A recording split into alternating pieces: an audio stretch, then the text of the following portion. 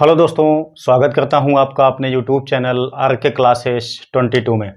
दोस्तों, आज के टॉपिक में हम बहुत ही खास टॉपिक लेके आए हैं, बहुत ही इम्पोर्टेंट आपके एग्जाम की दृष्टि से है दोस्तों, जो कि क्लास 12 फिजिक्स का ही टॉपिक है।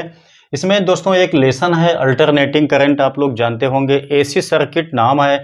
उसमें दोस्तों शक्ति अथवा सामर्थ्य का एक टॉपिक है जो कि बहुत ज़्यादा पूछा जाता है आपके एग्जाम में। दोस्तों हम इस समय जितने भी मोस्ट क्वेश्चन आपके हैं फिजिक्स के, वही केवल हम यहाँ पे बैकअप करने का कोशिश कर रहे हैं। तो दोस्तों यहाँ पे आप ध्यान दीजिएगा, इसको हम बताएंगे आपको बहुत ईजी मेथड से, जिससे कि आप आसानी से इसको समझ भी सकें, याद भी आपको रह सके, रटने की आवश्यकता आपको बिल्कुल भी ना पड़े। बस दोस्तों इसके लिए आपको थोड़ा सा टाइम देना होगा, आपको बस वीडियो लास्ट तक देखना पड़ेगा। साथ ही साथ दोस्तों आप हमें सपोर्ट कर सकते हैं हमारे चैनल को सब्सक्राइब करके। आप देख ही रहे हैं बहुत कम अभी सब्सक्राइबर हैं दोस्तों। आप लोगों के प्रयास में, आप लोगों के एग्जाम को अच्छे से अच्छे रूप से दिलाने के लिए दोस्तों हम आपके साथ में आ चुके हैं। बस दोस्तों आपसे केवल एक उम्मीद करते हैं कि चैनल आप लोग सब्सक्राइब करके 1000 पहुंचा दीजिए सब्सक्राइबर। बस दोस्तों मैं आपके साथ में लगातार लगा रहूंगा जब तक कि आपका एग्जाम सही से दिला ना लूं। तब तक दोस्तों मैं आपको जितने भी टॉपिक्स यहाँ पे हैं फिजिक्स की दोस्तों, मैथमेटिक्स की सभी खास टॉपिक्स दोस्तों मैं आपको अच्छे से अच्छे समझाने की कोशिश करता रहूंगा। अब दोस्तों यहाँ पे ध्यान दीजिए, हम चलते हैं सबसे पहले एसी सर्किट में शक्ति अथवा सामर्थ्य। दोस्तों ये क्या होता है, सबसे पहले मैं इसको डिफाइन कर देता हूं, उसके बाद बात करते हैं कि किन किन रूपों में शक्ति अथवा सामर्थ्य को फाइंड किया जाता है। तब दोस्तों सबसे पहली बात करते हैं शक्ति अथवा सामर्थ्य। दोस्तों आप लोग कक्षा 10 में ही पढ़े होंगे शक्ति अथवा सामर्थ्य की डिफिनीशन। सेम वही दोस्तों डिफिनीशन हमको यहाँ भी देना है, हम उसी हिसाब से देंगे जैसे हम कक्षा 10 में देते आए हैं। दोस्तों P इक्वल होता है W/T। बस इसी से दोस्तों हमको इसकी डिफिनीशन को देना है। दोस्तों इसमें क्या होता है, हम कह सकते हैं एकांक समय में, दोस्तों यहां से थोड़ा सा हमको वैद्युत के लिए जोड़ देना है कि किसी वैद्युत परिपथ में एकांक समय में व्यय वैद्युत ऊर्जा को ही कहा जाता है वैद्युत शक्ति अथवा सामर्थ्य। दोस्तों इसकी सहायता से आप लोग आसानी से इसको लंबे समय तक दिमाग में रख सकते हैं। बस आपको सिर्फ यही देना होता है, क्या चीज, एकांक समय में किसी वैद्युत परिपथ में व्यय वैद्युत ऊर्जा को वैद्युत शक्ति अथवा सामर्थ्य कहते हैं।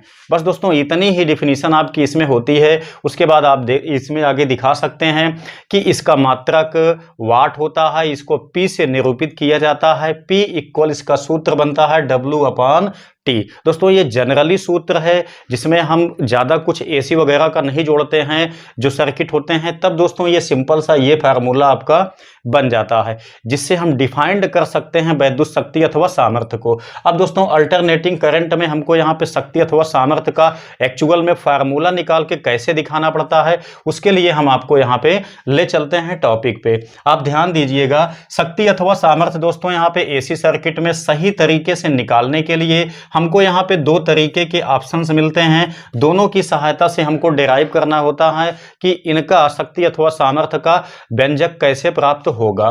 दोस्तों सबसे पहला यहाँ पे देखेंगे, जब परिपथ में केवल रेजिस्टेंस लगा हुआ होता है तब के लिए हमको यहाँ पे शक्ति अथवा सामर्थ्य निकालना पड़ता है। दूसरी चीज है दोस्तों, जब सर्किट में रेजिस्टेंस एवं कॉइल्स यानी प्रतिरोध तथा प्रेरकत्व दोनों लगे हुए होते हैं तब हमको यहाँ पे निकालना पड़ता है शक्ति अथवा सामर्थ्य। हम दोस्तों सबसे पहले आज आपको इस क्लास में दिखाने वाले हैं कि जब केवल रेजिस्टेंस लगा हुआ होता है सर्किट में तब उसमें कितना शक्ति अथवा सामर्थ्य बनेगा। इसके लिए दोस्तों हम सबसे पहले एक फिगर बना के आपका क्लियरफाई कर देते हैं। ध्यान दीजिएगा, इसका जो सर्किट बनेगा वो दोस्तों इस तरीके से कुछ बनेगा।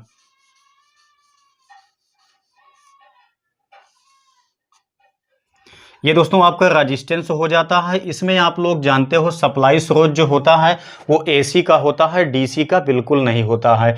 इसमें हम जानते हैं कि V इक्वल हमको दिखाना पड़ता है V equal V0 sin omega t। इतना हमको दिखाना होता है दोस्तों। आप जानते हैं कि इसमें जैसे स्विच को ऑन किया जाएगा, धारा इसमें बहना स्टार्ट हो जाती है। अब यहाँ पे ध्यान देना है, जो यहाँ पे रेजिस्टेंस लगाया गया है इसमें कितना ज़्यादा ऊर्जा व्यय होगी प्रति सेकेंड, उसको हम यहाँ पे काउंट करने वाले हैं दोस्तों। ये केवल रजिस्टिव सर्किट है। अब दोस्तों हम जानते हैं कि जब सर्किट रजिस्टिव होता है तो उसमें वोल्टेज तथा धारा दोनों समान कला में चलते हैं, ठीक है। बातें आपको ये सब ध्यान रखना है कि किस सर्किट में वोल्टेज धारा के बीच में कलांतर क्या होता है। तो दोस्तों यहाँ पे केवल रजिस्टिव सर्किट है, इसमें वोल्टेज तथा धारा दोनों समान कला में होते हैं। जिनके समीकरण कैसे दिए जाते हैं वो मैं आपको यहाँ पे दिखाता हूँ। V इक्वल होता है दोस्तों V not sine omega T. ऐसे दोस्तों धारा के लिए होता है I equal I not sine omega T होता है। दोस्तों ये वोल्टेज का समीकरण है, ये धारा का समीकरण है, लेकिन कब के लिए? जब सर्किट में केवल रेजिस्टेंस लगा हुआ होता है तब के लिए है। अब हम ध्यान देंगे किस प्रकार से हमको शक्ति अथवा सामर्थ्य के लिए यहाँ पे सूत्र का निगमन करना है, उसके लिए आप लोग ध्यान से देखिएगा। आप लोग जानते हैं P इक्वल होता है W अपान टी। अभी अभी मैंने यहाँ पे एक सूत्र लिखा हुआ था, उसी से मैं आपको यहाँ पे समझाने की कोशिश करता हूँ। इसमें दोस्तों थोड़ा से हम यहाँ पे दिखाएंगे। आप लोग विभव का परिभाषा पढ़े होंगे, V इक्वल होता है W अपान Q। यहाँ से दोस्तों अगर हम W को बचा लेते हैं, इससे मल्टीप्लाई होगा तो V इंटू Q जाके बनेगा। आपको दोस्तों यहाँ पता होगा Q इक्वल होता है I T। दोस्तों यहीं से डिफाइंड किया जाता है वैद्युत धारा को, I equal Q upon T हो जाता है, इसीलिए मैंने यहाँ पे Q इक्वल IT ले लिया। अब ध्यान दीजिए, जब हम यहाँ पे Q के स्थान पे IT लिखेंगे तो ये हो जाएगा W इक्वल VIT। दोस्तों इतना हो जाता है W के स्थान पे। अब ध्यान दीजिएगा, यहाँ से P इक्वल W के स्थान पे हम लिखेंगे क्या चीज़? VIT लिखेंगे, नीचे आपका T आ जाएगा। तो दोस्तों यहाँ से T से T कट जाएगा, तो बचेगा क्या? P इक्वल VI बचेगा, ठीक है। अब ध्यान दीजिएगा, इतना आपका ये फार्मूला बन गया है। अब हमको लेके क्या चलना है? बस यही केवल लेके चलना है यहाँ पे शक्ति अथवा सामर्थ्य निकालने के लिए। एसी सर्किट में जब केवल रेजिस्टेंस लगा हुआ होता है तब के लिए। अब ध्यान दें आगे क्या होगा। P इक्वल VI आपके पास यहाँ पे जनरेट हो चुका है।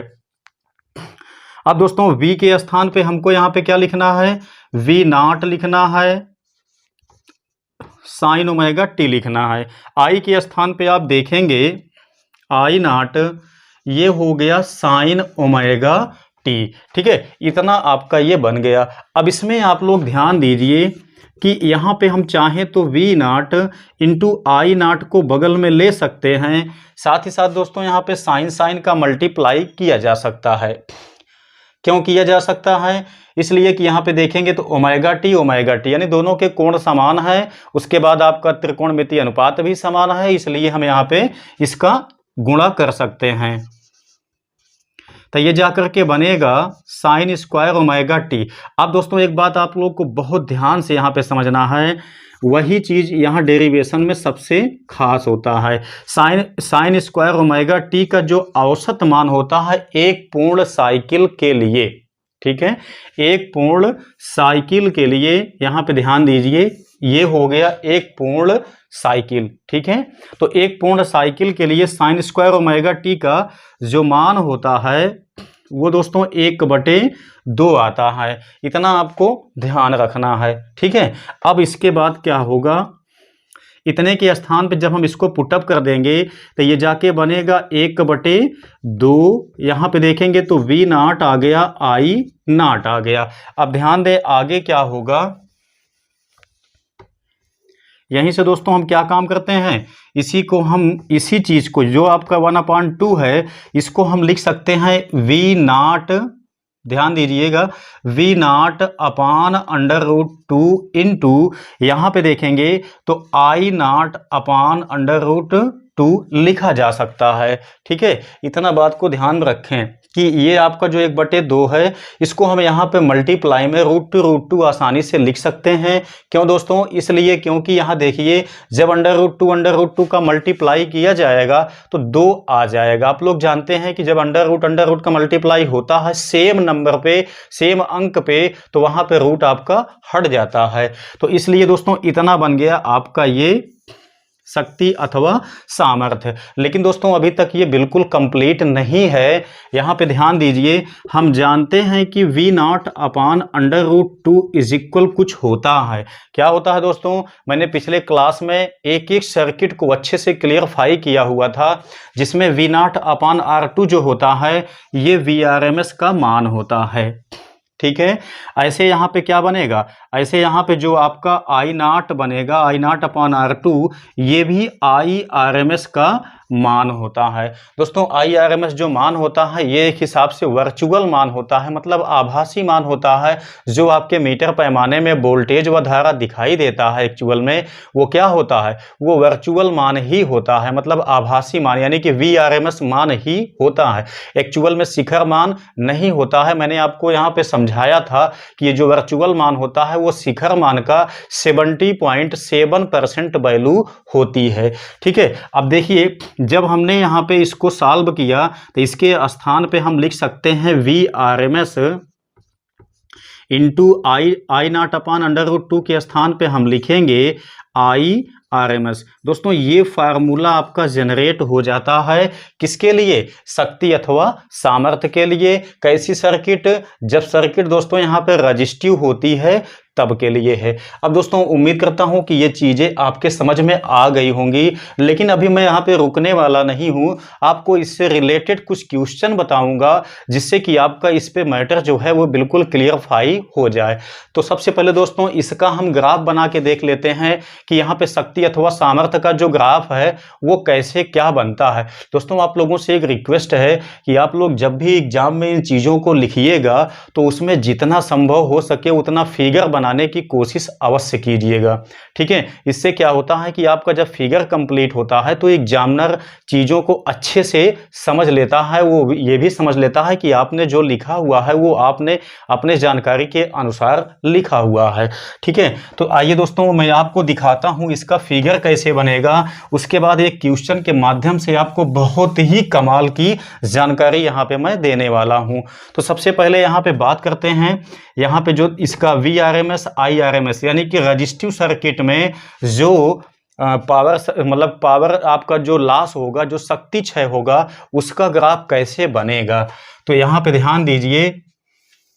तो अब दोस्तों यहाँ पे ध्यान दीजिए, जो यहाँ पे शक्ति क्षय का जो ग्राफ बनेगा वो यहाँ पे आप देख सकते हैं किस तरीके से ये बनने वाला है। आप ध्यान दीजिए यहाँ पे, यहाँ जो ग्राफ आपका बना हुआ है सबसे पहला वाला, यही दोस्तों शक्ति क्षय को दिखाता है। उसके बाद जो ये सेकेंड वाला आपका बना हुआ है ये वोल्टेज को दिखाता है। दोस्तों यहाँ पे जो ये डॉट लाइन से मैंने इसको बनाया हुआ है ये वैद्युत धारा को दिखाता है। आप लोगों को मैं पहले ही क्लियरफाई कर चुका हूं कि रजिस्टिव सर्किट में वोल्टेज तथा धारा दोनों समान कला में बनते हैं। ठीक है, दोनों समान कला में चलते हैं, इनके बीच में कोई कलांतर नहीं होता है। तब दोस्तों उम्मीद करता हूं कि आपको ये चीजें समझ में आई होंगी। मैं आपसे रिक्वेस्ट इसी बात के लिए फिर से करता हूं कि जब भी आप लोग इसको डिराइव कीजिएगा, इसके साथ में ये फिगर को देने के लिए बिल्कुल भी मत भूलिएगा। फिगर देना आपके लिए बहुत ज्यादा लाभदायक होता है। अब दोस्तों हम लोग यहाँ पे देखेंगे कि शक्ति क्षय के लिए कितना यहाँ पे ऊर्जा व्यय होती है प्रति सेकंड। ठीक है, मतलब रजिस्टिव सर्किट में प्रति सेकंड कितना जूल ऊर्जा व्यय होती है, जिसको शक्ति अथवा सामर्थ्य के हिसाब से डिनोट किया जाता है। अब आप यहाँ पे ध्यान दीजिएगा, मैं यहाँ पे देखता हूँ, मान लेता हूँ यहाँ पे कि जो सप्लाई वोल्टेज है दोस्तों ये 220 वोल्ट की है। ठीक है, क्या चीज, यहाँ पे हम मान लेते हैं कि सप्लाई वोल्टेज 220 वोल्ट की है। साथ ही साथ दोस्तों मान लेते हैं कि यहाँ पे जो रजिस्टेंस लगाया गया है ये 22 ओम का रजिस्टेंस लगा हुआ है। ध्यान ध्यान दीजिएगा, यहाँ मान लेते हैं 22 ओम का रजिस्टेंस लगा हुआ है। यहाँ पे जो सप्लाई वोल्टेज है दोस्तों वो कितना है, 220 वोल्ट का है। तब अब हम यहाँ पे देखेंगे कि इसमें जो शक्ति क्षय होगी वो कितना होगी। तो दोस्तों यहाँ पे शक्ति क्षय के लिए हम जानते हैं कि हमको ये फार्मूला लगाना पड़ेगा, जिसमें आपको दो चीज़ों की आवश्यकता पड़ेगी। एक दोस्तों आपको VRMS की आवश्यकता पड़ेगी, एक आपको IRMS की आवश्यकता पड़ेगी। तो VRMS आपके पास उपलब्ध है, क्योंकि मैंने क्लियरफाई किया हुआ है कि जो हमको वहां पे दिखाई देता है वोल्टेज हमारे मीटर पैमाने में, स्टेबलाइजर में, वो दोस्तों क्या होता है, वो वर्चुअल वोल्टेज होता है, मतलब VRMS मान होता है, वो एक्चुअल में शिखर मान नहीं होता है। तो दोस्तों वही आपका VRMS मान होता है, जो यहाँ पे सप्लाई वोल्टेज में लगाया गया है वोल्टेज, वही आपका VRMS मान है। जब हम यहाँ पे धारा निकालेंगे तो वही हमारी IRMS मान की धारा निकलेगी। तो सबसे पहले यहाँ पे ध्यान दीजिए, रेजिस्टेंस आपके पास कितना दिया हुआ है, 22 ओम का दिया हुआ है। अब हम यहाँ से I का मान निकालेंगे तो ये IRMS ही निकलेगा। तो यहाँ पे हम देखेंगे तो क्या होगा, ओम के नियम से आप लोग लगाएंगे तो V अपान R आपका बनेगा। V का मान दोस्तों 220 है, R का मान यहाँ पे 222 है। इससे हम काटेंगे तो यहाँ पे देखेंगे 10 एम्पियर की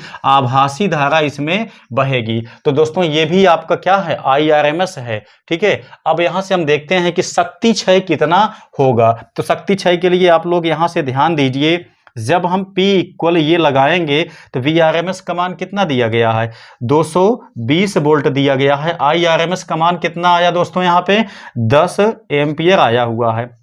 जब हम इसको सॉल्व करते हैं तो ये आता कितना है, 2200 जूल आता है दोस्तों। लेकिन ध्यान देना है आपको, ये 2200 जूल प्रति सेकंड आया हुआ है। दोस्तों हम लोग जानते हैं कि किसी सर्किट में जो ऊर्जा व्यय होती है वो या तो लाइट के रूप में निकलती है, या तो ऊष्मा के रूप में निकलती है, या तो साउंड के रूप में निकलती है। ठीक है, लेकिन दोस्तों अगर यहाँ पे कोई ऐसा सर्किट नहीं लगाया गया है जिसमें से लाइट निकले, जिसमें से साउंड निकले, तब ऐसी सिचुएशन में यहाँ पे ये जो आपकी 2200 जूल ऊर्जा प्रति सेकंड व्यय होगी, ये ऊष्मा के रूप में टोटल व्यय होती चली जाएगी।